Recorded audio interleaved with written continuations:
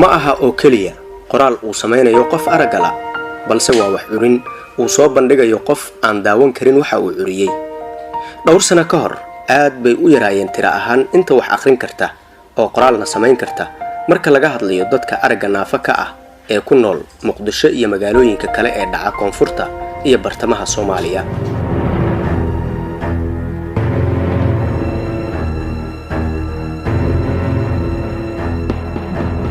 Cabdifataax Maxamed Daahir oo haysta shahaadada heerka labaad ee jaamacadda waa maamulaha iskuulka Indhoolayaasha Al-Nuur ee magaalada Muqdisho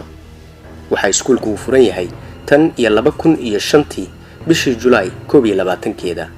iyada oo tirada ardayda ee xilligaas iskuulka dhigan jirtayna ay ahaayeen 8 arday oo kaliya halka maanta ay dugsiga dhigtaan in ku dhow 100 arday oo caruur iyo dhalinyaro isugu jirta kuwaas oo wiilal iyo gabdhaba leh sababaha keenay in la asaasana waxa kamid ahayd wadankeena malaha waxbarasho gaar ah oo dadka baahiyaha gaarka ah qaba khaas u leh markaan aragnay baahidaas lixaad kale aan aragnay dadka Soomaaliyeed lixaadkoodu u sadhamayn ama aragtidoodu ayna ku filayn dhibaatada ay u qabaan inay wax bartaan ayaan arintan u istaagnay inaan asaasno dadkii markaas arinta curiyeyna waxay ahaayeen dadii laftoodu baahida la nool oo lixaad ahaan dhinaca indhaha mushkilaad iyo dhibaato ka qaba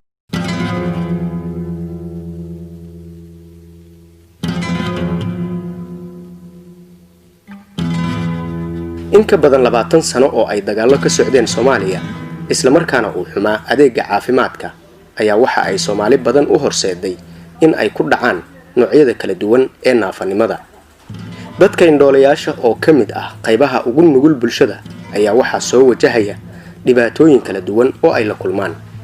dhibaatooyinka indhoolayaashu ay qabaan inta badan waa kuwo ay la wadaagaan qaybaha kale ee bulshada ay la nool yihiin balse waxa jira kuwa iyaga gaar u ah oo haysta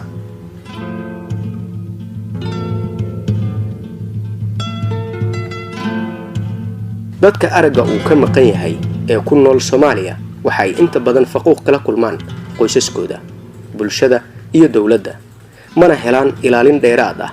waxbarasho la'aanta ayaa ahayd caqabada ugu weyn ay haysatay welina haysata in badan oo kamid ah dadka aragga naafa ka ah ee ku nool Soomaaliya dadka uu araggu ka maqan yahay wixii ka horeeyay 2005 waxay ahaayeen dhibanayaal aan fursad u helin waxbarasho waxay ahaayeen dad nool iyaga oo aan waxna qorin waxna aqrin bulshada dhexdeedana ku xaqiran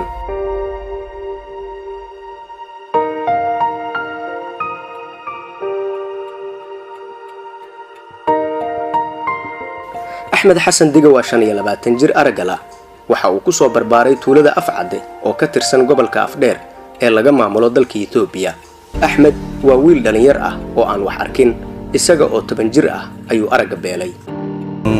anoo yar oo da'da adiga 10 sano ah ka yar bayaan maartii aragayga waayay kadib dadku waxay ku noolaayeen meel baadiye ah oo aan magaalo ahayn dadka baadiyahana inta badan waxay ceyrsadaan nolol maalmeedkooda sida xoolaha oo kale in la raaco oo maartay guriga cidlo iska ahaanaya qof dhalinyaro oo marka da' yar oo 10 sano ama dhowr 10 sano jira guriga hadii looga tago marka wax iska culays badan bay soo wajahay waxaan la sheekaystamahayo cid aan wax la barta ma hayo markaan dhaho dhalinyarada ila eg ardayda aan dhahay ciyaalka yarka ila eg aan dhaho xoolaha ay nala raaco waxa leeyahay wiilka iska soo celiya waxba uma jeede geedaha ka korridina iska soo celiya aniga haba idilo geedka ma xuma oo geedka inuu idilo culays waaye laakiin niyad ahaan in geedku idilo oo arday ciyaalkaas anaha aan la soo ciyaaro ayaa iga qalbi roonay dhacdadaasi waxay Axmed ku noqotay raad madow oo noloshiisa qayb kamid ah dib u dhigtay wuxuu ka haray waxbarashadii dugsiga Quraanka wuxuu waayay awoodii aragga ee u suurtagelin lahayd in uu wax badan nolosha hardankeeda ka qayb qaato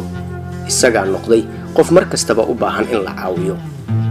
muddo 15 sano ay ku qaadatay in uu noloshiisa dib u dhiso si uu asaagiisii wax qabsaday u hiigsado hadda wuxuu ka mid yahay 12 arday oo dhawaan ka qalin jebisay dugsiga dhexe ee Al-Nuur isla markaana ku biiray waxbarashada dugsiga sare wuxuu dhigtaa dugsiga sare ee Imaam Shaafici. alxamdulillah waagi hore iyo hadda markii la fiiriyo farq aad u weyn maartay u dhaxeeya hadeerna alxamdulillah iskoolkii Al-Nuur waa ka qaljamiyay dugsi hoose dhaxu ku ogyahay iskoolka sanadkan hadda naga tagay sanad dugsiyeedkii iskoolka noo dhamaaday si wanaagsan uu noogu soo gabagaboobay anagoo koox arday 12 qof ah qaybta u horeysay iskoolka ka qalan jabisay ahna dadka u horeeyay oo 12 tiradaas gaaray oo Muqdisho ana Soomaaliya oo dhan gudaheeda ka qalin jabiya iskool dad arag la oo hadana ayaguna ay arag laayihiin hadana hadda waxaan wax ka bartaa magaalada iskoolku yaal iskoolka Imaam Shaafici aan wax ka bartaa alxamdulillah. hadda magaalada Muqdisho waxaa ka furan 2 dugsi oo wax lagu baro caruurta iyo dhalinyarada indhoolayaasha ah. dugsiga indhoolayaasha Al-Nuur iyo dugsiga indhoolayaasha Al-Basiir waa fursadii ugu muhiimsaneed oo ay helaan dadka aragga la ee ku nool magaalada Muqdisho iyo magaalooyinka kale ee dhaca koonfurta iyo bartamaha Soomaaliya. sababtoo ah labadaasi dugsi waxa ka aflaxay arday badan oo ku kala biiray dugsiyada sare ee dalka iyaga oo dareemaya in ay ka baxeen noloshii mugdiga ahayd maadaama ay hadda kari karaan in ay wax qoraan waxna aqriyaan.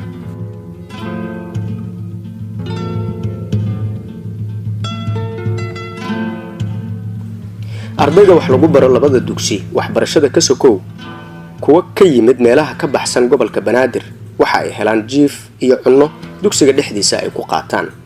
barbaarinta waxbarasho iyo daryeelka nololeed ee ay dugsiyadooda ka helaan wuxuu wax badan sare u qaaday niyadda iyo nolosha ardaydaasi aan aragga lahayn.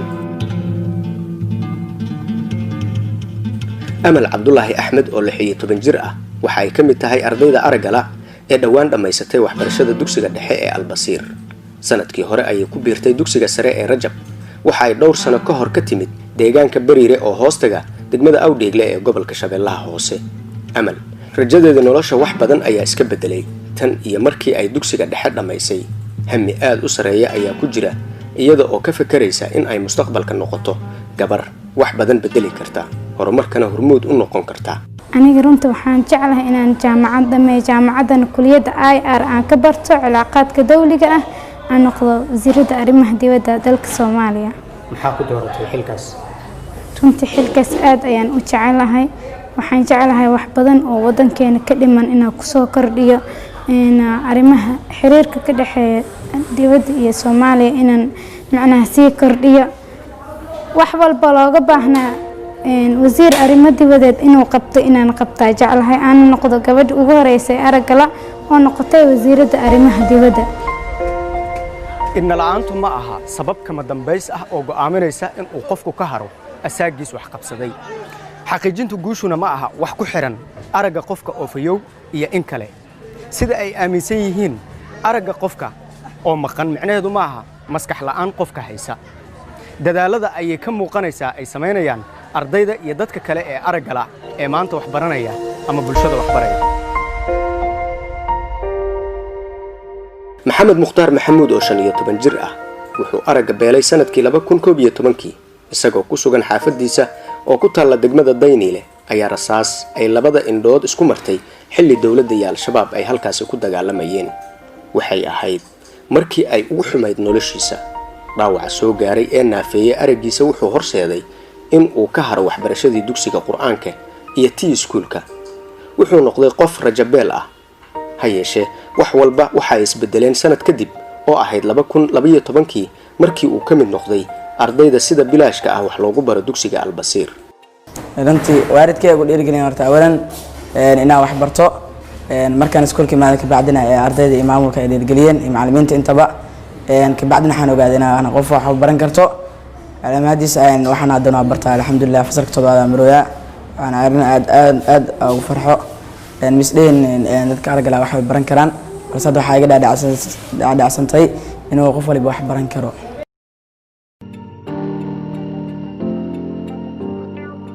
Ismaaciil Axmed Cali waa maamulaha iskuulka indhoolayaasha Al-Basiir oo ay dhigtaan in ku dhow 50 arday oo aragga la kuwaasoo isugu jira wiilal iyo gabdho ka kala yimid Muqdisho iyo deegaano hoostaga labada Shabeelle. Ismaaciil waxa uu tilmaamayaa in ay imika jiraan isbeddello wanaagsan oo abuuray rajo qurxoon kuwaasi oo ka dhashay waxbaridda carruurta iyo dhallinyarada aragga la ee dhigata iskuullada indhoolayaasha ee Muqdisho ku yaala. wax weyn isbedelay waxa dareemi kartaa ardayda wax walba way qabsan karaan hadda qaar kamid ah xataa foomanka way shaqeeyaan waxayna la qabtaa xataa arday kamid ah ardayda fooman waa qaadanay waxaan u qaadanay maadaama uu very active oo yahay oo wax qabsan karo oo wax bari karana class 1 2 3 ayuu u dhigaa hadda taas waxay ku tusaysaa in ardaydii aan soo saarnay ay howlgali karaan after 2 yearsna ay jaamacad aadayaan misana ay noqon doonaan macallimiinta bari professoradii bari marka taas waa dareemi kartaa waa horumar waxaan higsanaynaa big goal ma jiraan tirakoobyo ama macluumaad wax ku ool ah oo ku saabsan tirada iyo xaaladda dadka araggu ka maqan yahay ee ku nool Soomaaliya ha yeeshee waxa la hubaa inta maanta fursadda u haysata in ay wax bartaan ay ka badan yihiin kuwa aan fursadaasi haysan sababtuna waxa ay tahay marka saboolnimo laga yimaado dadka araggu ka maqan yahay laftigooda oo aaminsan in aysan wax baran karin.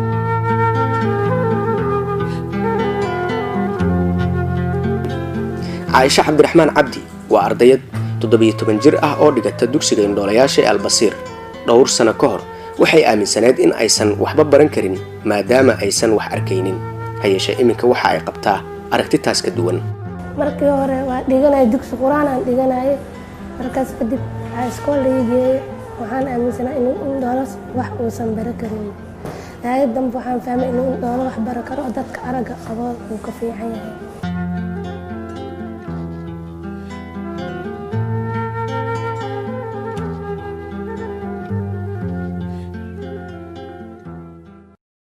fahamka qaldan ee ay dadka qaar oo bulshada ka tirsan ka qabaan nolosha qofka aragga la ayaa ah caqabadaha kale oo niyad jebinaysa in ay wax bartaan dadka aragga la taas oo ay suurtagal tahay in ay ka baaqsadaan waxbarashada. Hodan Cali Daahir oo 17 jir ah dhigatana fasalka koowaad dugsiga sare ee Imaam Shaafici ayaa ka waramaysa caqabadaha ay mararka qaar bulshada kala kulmaan. wallaahi bulshada horta waligood qof indhala oo soo baxa maysan arkin laakiin waxa ugu daran oo in lagu fiiriyo in su'aalo dhowr lagu weydiiyo loo see wax u cuntaa see u qubaysataa gacantii afka ma isla gaftaa waxba noocaas in lagu weydiiyo laga yaabaa in maxaa la dhahay marka istaagto lagu qabto loo dhacaysa joog xataa lagu dhaw dhacaysa bixin joog meeshaan bulshadu way kala duwan yihiin markaas caqabadaha noocaas in laga kulmo adeeg qariib ah noqoto laga yaabaa qof cusub noqoto. baaqa caalamiga ee xuquuqda aadanaha qodobkiisa 26aad farqadiisa koowaad waxa ay tilmaamaysaa in qof kasta oo aadana ah uu xaq u leeyahay in uu helo fursad waxbarasho taas oo wax ka tarta is-afgarad xasilooni iyo midnimo uu kula noolaado dadka kale. dadka naafada ah ee ku nool Soomaaliyana waxa ay leeyihiin xaq kaas la mid ah si ay u kobciyaan garaadkooda iyo fahamkooda balse waxa jira caqabado dib u dhigaya in ay ka faa'iideystaan xuquuqahaasi ay u leeyihiin in ay fursado waxbarasho helaan. dadku aad ayay ula yaabanaayeen maxaa yeelay